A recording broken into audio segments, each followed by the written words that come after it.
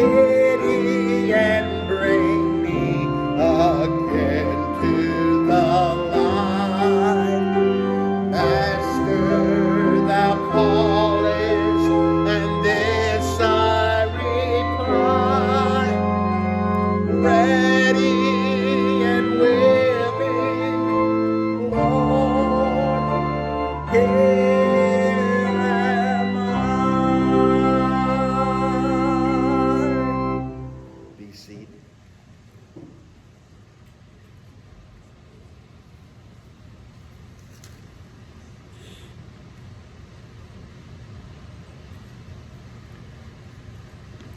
We turn to the 6th chapter of John's Gospel.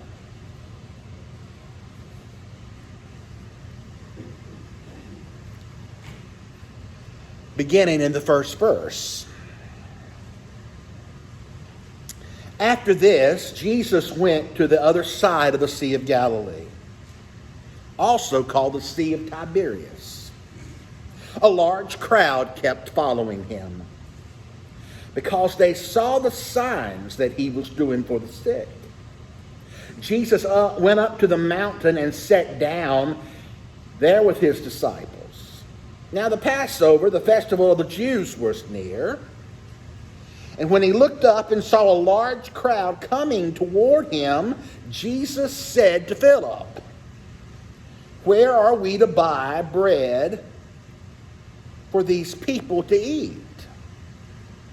He said this to test him, for he himself knew what he was going to do. Philip answered, 6 months' wages would not buy enough bread for each of them to get just a little. One of his disciples, Andrew, Simon Peter's brother, said to him, "There is a boy here who has 5 barley loaves and 2 fish. But what are they among so many people?"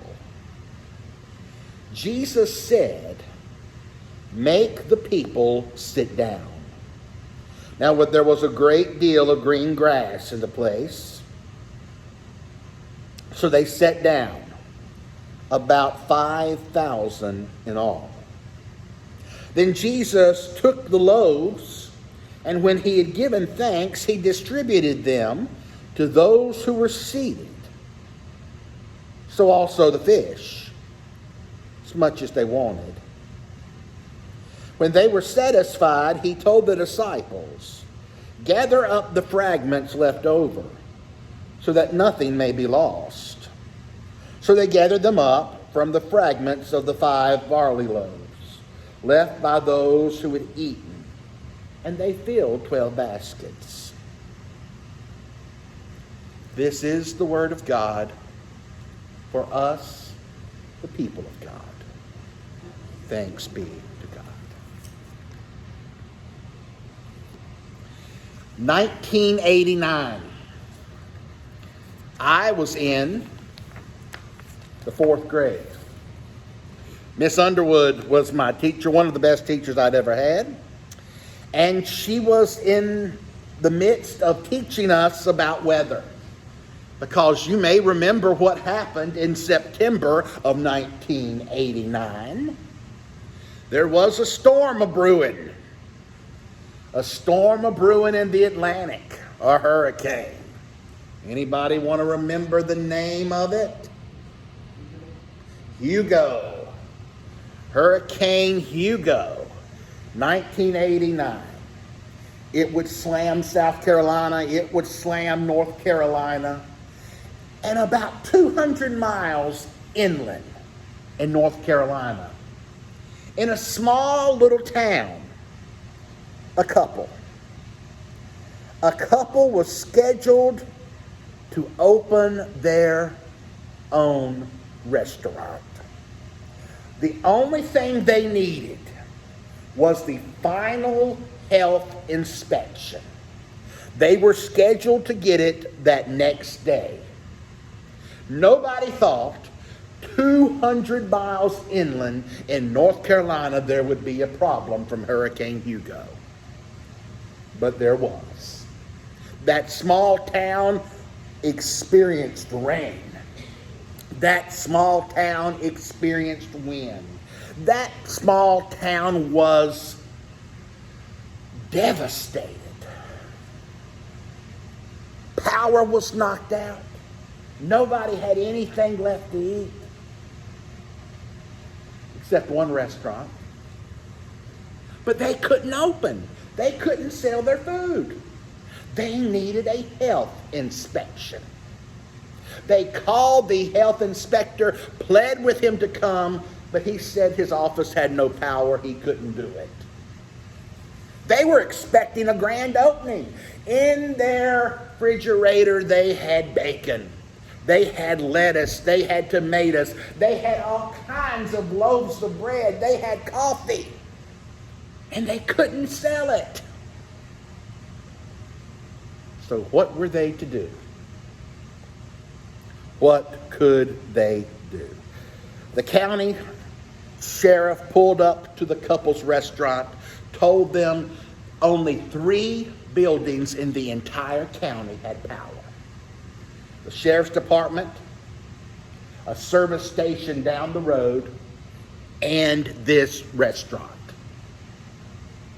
So the couple did the only thing they knew to do. They put up a sign in their window. Free BLTs. Free coffee. And people started coming. Families, travelers, street people, they all began to come. Those who were the emergency workers began to come. Something amazing happened. People who happened by started cleaning counters, sweeping floors. Volunteers went to the back, started washing the dishes. People from a neighboring town that wasn't hit too hard, who hadn't had as much damage, when they heard what was happening, they brought food from their freezers. Nearby merchants who had heard responded with all kinds of food. And somehow, as the day went on, those first cups of coffee and BLTs stretched to 16,000 meals. The restaurant's small stock supplies actually increased by 500 loaves of bread, 360 pots of coffee, and bushels of produce. A miracle happened in that small North Carolina town. A miracle of sharing, a miracle of abundance, a miracle of love. When I read that story, my mind went immediately to our text. This isn't the first time you've heard this story. This isn't the first time I've told this story. We know this story. It's one of the most familiar. But let me remind you of some of the facts. The disciples had just gotten back from their first missionary encounter by themselves. They're exhausted. They're tired. They want some time to be with themselves, to be with Jesus. They want to tell Jesus how everything went. They want to share with each other how everything went. But you know how it was with Jesus. Everywhere Jesus went, people began to follow him. Everywhere Jesus went, people came seeking healing, seeking answers, just wanting to be in his presence. So the disciples and Jesus, they're up at the Sea of Galilee at the northern part, and the crowds keep coming. Well, what does Jesus do when he sees this? Now, this is supposed to be a private retreat. But Jesus sees these people. He sits down on the mountain. He begins to teach. The disciples are over there looking at their watch because the day is getting late. Their stomachs are starting to rumble. And I can see them telling Jesus, Jesus, Jesus, it's time to finish this sermon. And Jesus looks at them, and Jesus sees the crowd. Jesus knows what time it is, and I think Jesus' heart is once again moved with compassion, and he says, well, what are all these people going to do? Some of them may not even have the strength to get home. We need to give them something to eat.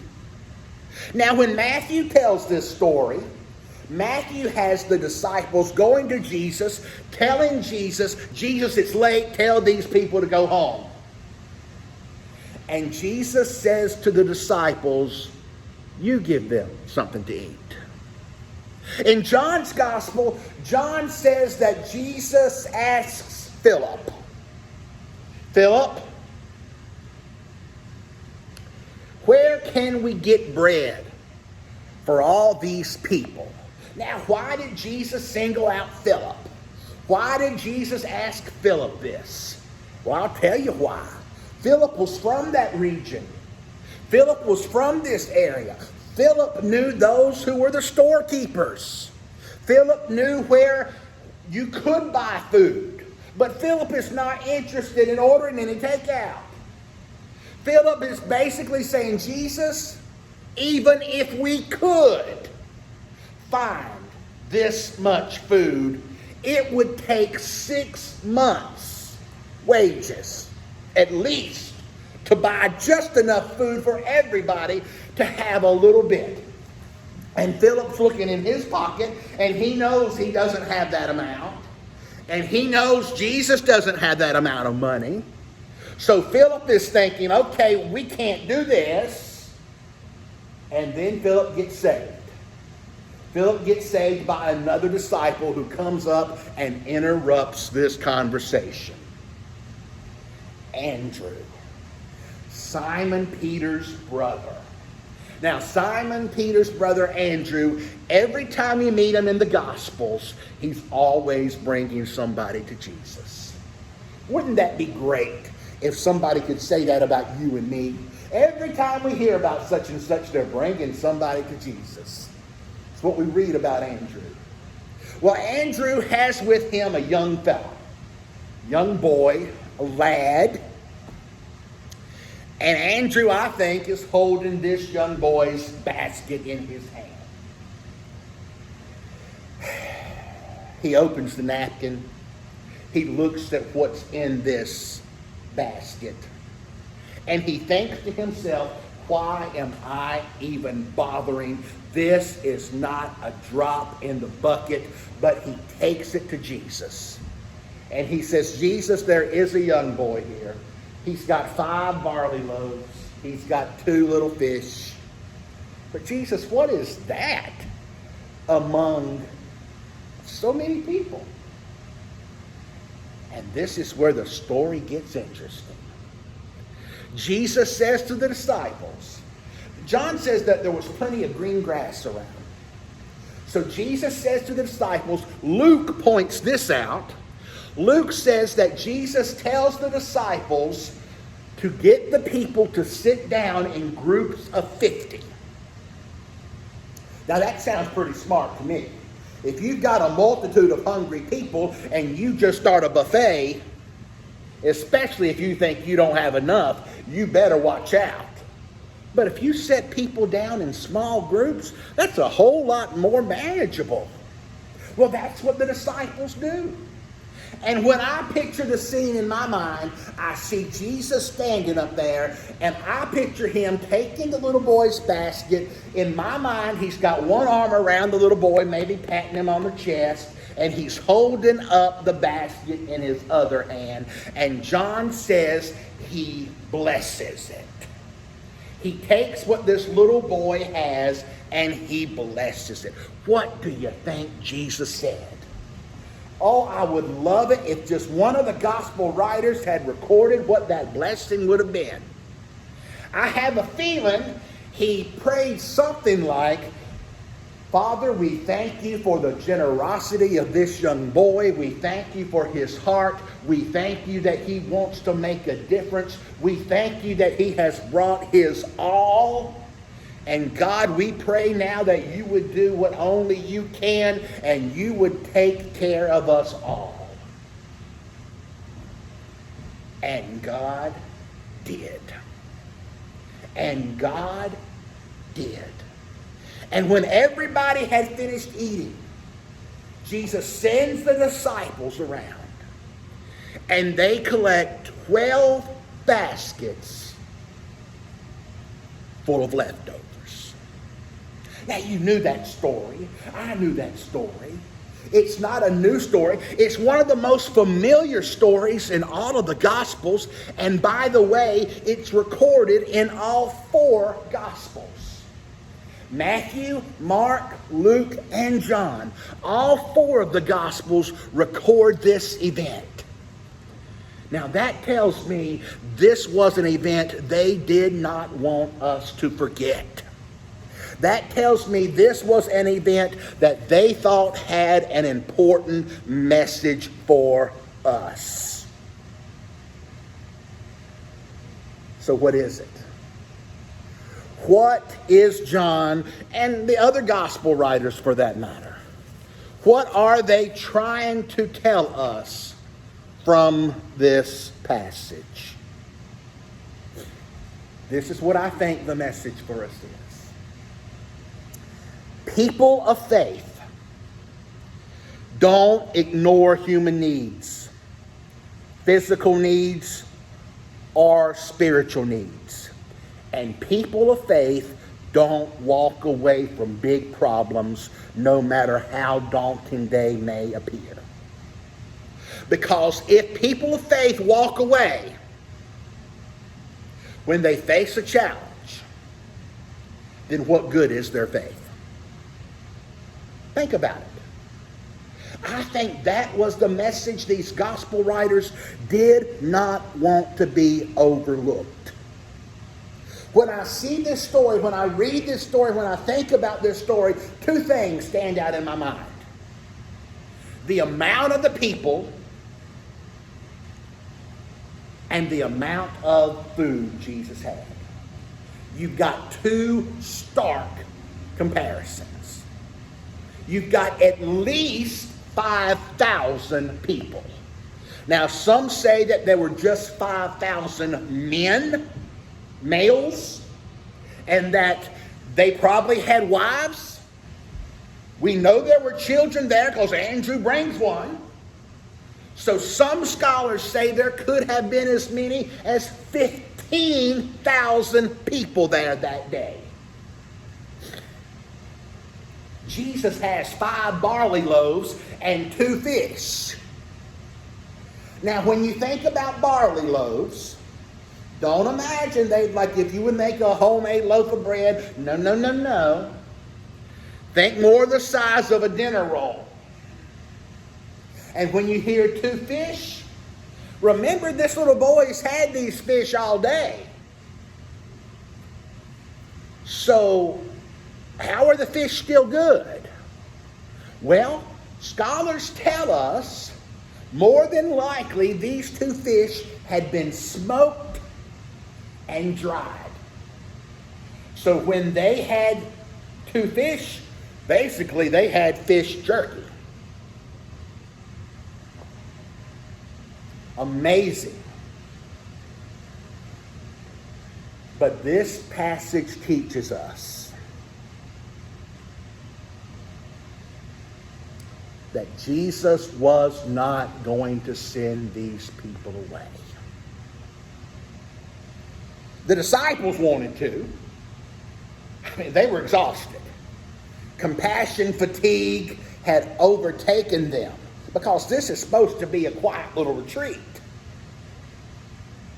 They were ready for it to be over, but not Jesus.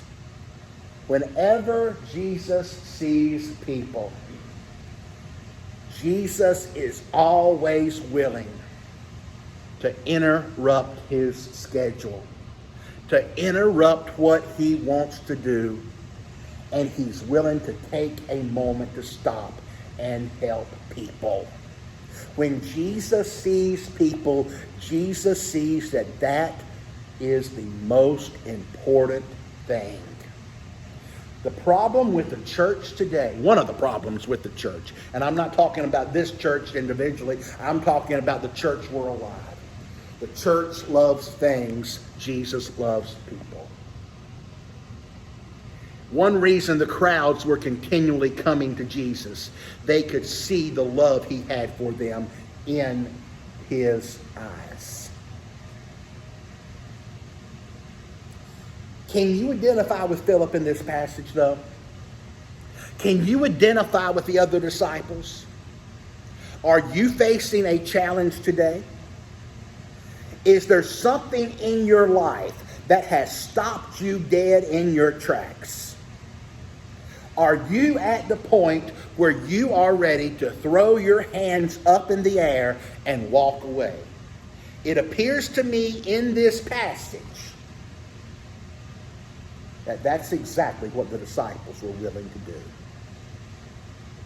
But before you do that, before you throw your hands up in the air and you give up and you walk away, let this story speak to you. Because this story tells us people of faith don't walk away from their needs or the needs of others. And people of faith accept challenges that others walk away from. They always have. They always must. So how?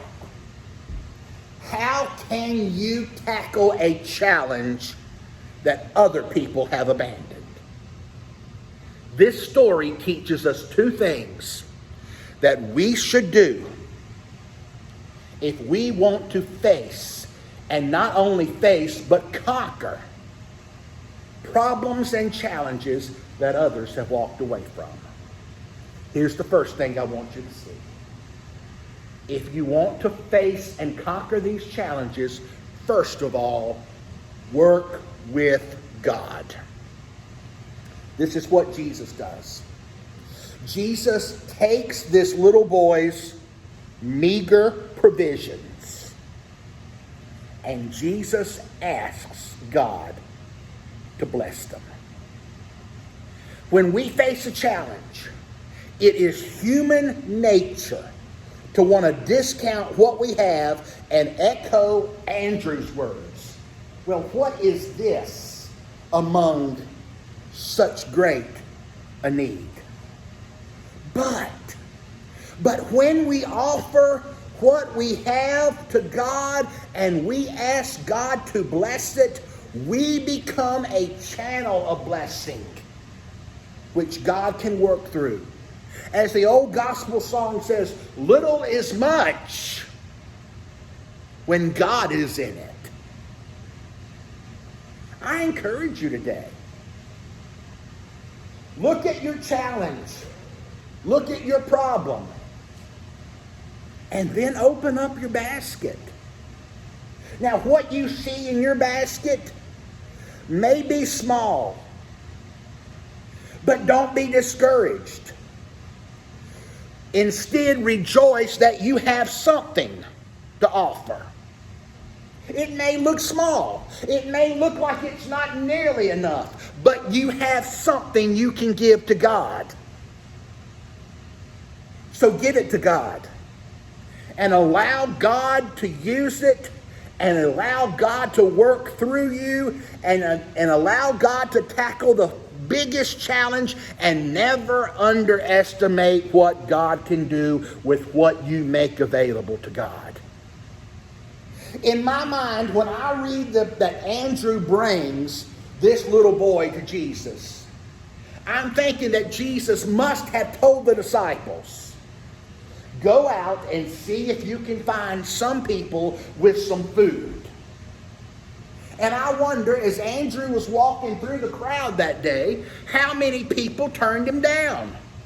How many people looked in their basket and looked at the size of the crowd and said, yes, I've got something, but it's not nearly enough, and I'm not going to even bother with it.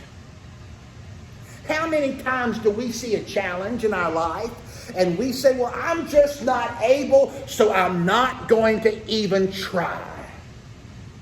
How many people that day lost a blessing because they looked in their basket and they said, it's not enough, so I'm not going to even give it to God.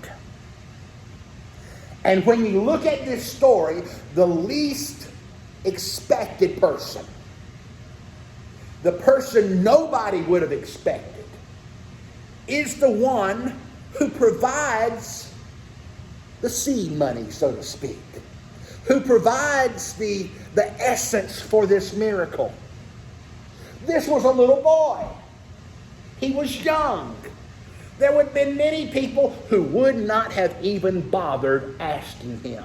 He's insignificant. He probably had not even been counted in the number because children and women didn't count in that society.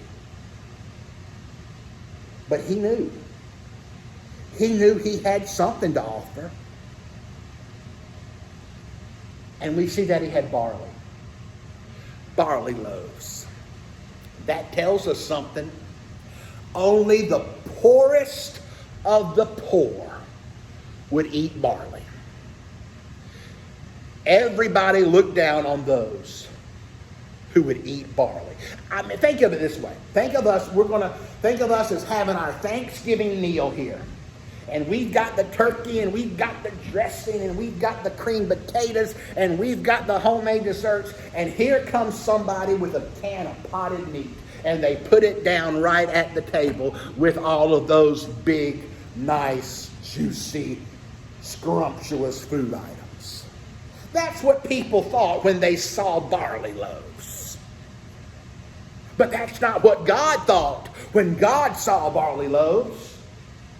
That's not what God thought when God saw this little boy who was able to make it possible for everyone to eat that day. How many times do you walk away from a problem because you feel you have too little to offer? Let me tell you, don't do that again. Do not do that again. Offer what you've got. Give it to God. Ask God to bless it, because there is no gift too small to matter, and there is no excuse for refusing to make it available. That's the first thing. If we want to conquer these problems that look so big, first of all, partner with God. Second of all, partner with other people. Work with other people. Feeding the multitude that day was not the result of just one person's deeds. Think about it. The little boy had the lunch. One person. Andrew brings the little boy to Jesus. Little boy, Andrew. Jesus tells the disciples to make the crowd sit down in groups of 50s. 12, well, I've already counted Andrew, so 11. The little boy, 12. Jesus blesses it, 13. The disciples again go and gather all the fragments up. This was a group effort. This was a team effort. Everybody pitched in. There was something for everyone to do. It is easy to see that this was a collaborative effort. And there are two ways, two schools of thought at how this miracle occurred. So let me give you both of them. School number one. Some scholars say when Jesus looks up to heaven, and, I picture the scene, and I don't know why I picture it like this, but I picture him, he's got one little hand on the little boy's chest, just patting it, just like a grandfather would. And I have a feeling for some reason that Jesus held up the basket. I don't know why I think that, but I think he did. And some people say, scholars are divided on this. Books have been written on this miracle. Essays have been written on this miracle. Denominations have split over this miracle. But some scholars say that Jesus, after he blesses it, gives it to the disciples, And miraculously, the bread and the fish just keep on appearing. Now, Jesus certainly could have done the miracle like that. And if Jesus fed the multitude miraculously like that, there is still a lot of teamwork in that. Because you've got the boy, you've got Andrew, you've got the disciples, you've got Jesus. It's still a collaborative event. There are some other scholars who say, okay, in this day and age that Jesus is living in and the gospel writers are writing, nobody ever would have left home without taking food. They did not have Wendy's. They did not have McDonald's. They didn't even have a lot of grocery stores. And some scholars say, Colin Harris, that renowned New Testament professor from Mercer, says that when the little boy brings what he has to Jesus, and Jesus points him out and blesses what this little boy brings, that Jesus' words began to penetrate the hearts of those that were there that day. And when they see this little boy who wasn't afraid to bring a little to the table, that they began to get out what they had. And Dr. Harris says he thinks that there was enough food there that day for everyone to have ate and be filled. And Dr. Harris says he thinks that this miracle was the miracle of Jesus touching the people's hearts and the people beginning to share what they had. And Dr. Harris says that the message of this miracle is that when we share what we have with our neighbor, no one will ever go hungry. How did this miracle happen? Did Jesus miraculously take the loaves and the fish and somehow multiply them? He certainly could have. Did Jesus' words touch these people's hearts? And did they do what I think the little boy was inspiring them to do? Bring what they have to the table? There are people much smarter than me on both sides of this issue. But can I tell you a secret? Whichever way it happened. And let's be honest, Jesus didn't even need the little boy's lunch. Okay? Jesus could have said to Philip, look over there, and there could have been this long buffet line. Jesus did not need what they had. Jesus was God. Jesus could have done this miracle a number of ways. But Jesus chose to include these people in making a difference to change those people's lives. Jesus doesn't need what you have. Jesus doesn't need what I have. Jesus could feed this whole world without us. But Jesus wants us to know that he wants to partner with us to change the world. So however this miracle occurred, I think the message is the same. The message is that a person of faith will roll up their sleeves. They will tackle life's biggest challenges. They will partner with God and they will partner with others.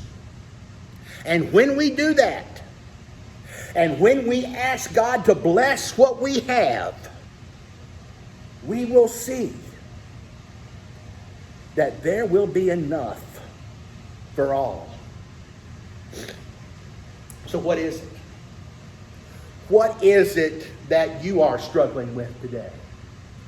What problem is out there in front of you? What is it that you are just afraid to open your basket and give to God and ask God to help you solve this problem?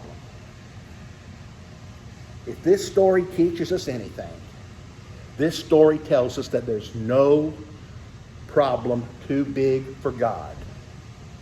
And if we'll partner with God, and if we will partner with each other, there's not a single problem in anyone's life here today that can't be solved. And you know what? There is not a single problem in this world that can't be solved. God is able.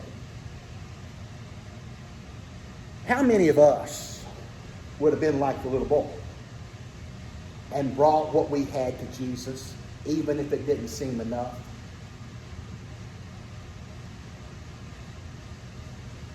I wonder what would have happened that day if that little boy hadn't stepped forward. Will you have the faith of that little boy? Will you take what you've got, give it to God, put your arms around your brothers and your sisters, and will you watch God change the world through you?